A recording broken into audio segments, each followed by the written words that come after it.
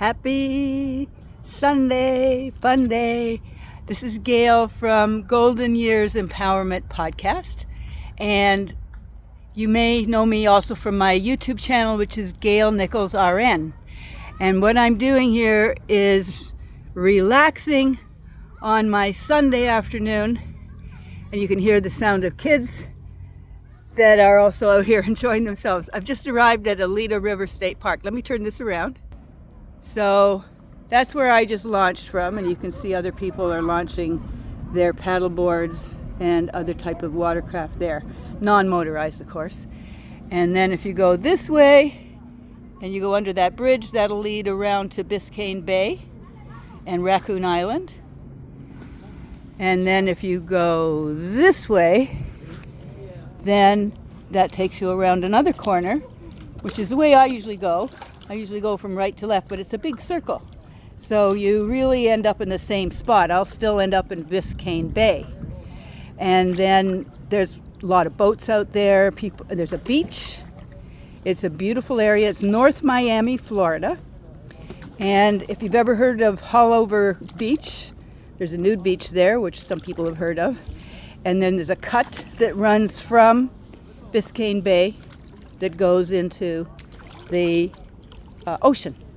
So this is a river. This is Oleta River, freshwater river that allows you, and you can see the front of my paddleboard here, but if you look way down there, you sort of see like a tunnel. So I'm going through the mangroves, and you can tell where the tide is right now, because if you look closely at the mangrove roots, you can see they're dry up to a point and then they're wet.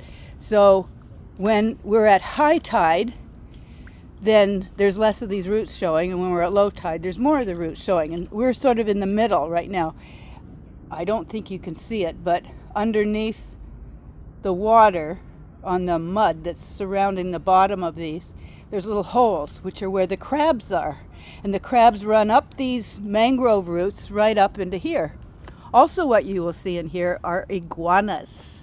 And iguanas are great swimmers. Sometimes I hear a splash and then I see the iguanas swimming across the river and even across larger bodies of water. They're really good swimmers. And of course they don't like the cold weather. That's why they're in Florida. Except we do get cold snaps every once in a while. If it goes below 40 degrees, they almost become immobile, and sometimes they fall out of the trees. They're sort of stunned. They're not dead usually. But as you can see, coming down the way are some paddleboarders. I'll just get a little enlarged here. And a lot of people are here just renting these canoes and paddleboards and kayaks, and they have no idea how to handle them. And it's quite hilarious, especially during spring break, when the northerners, the students, come down from their colleges on their spring break. Oh, crazy trip. Yeah, I have a feeling these are included in that. This guy looks like he knows what he's doing. Right? Hello, how are you? Having fun? Yeah. Okay.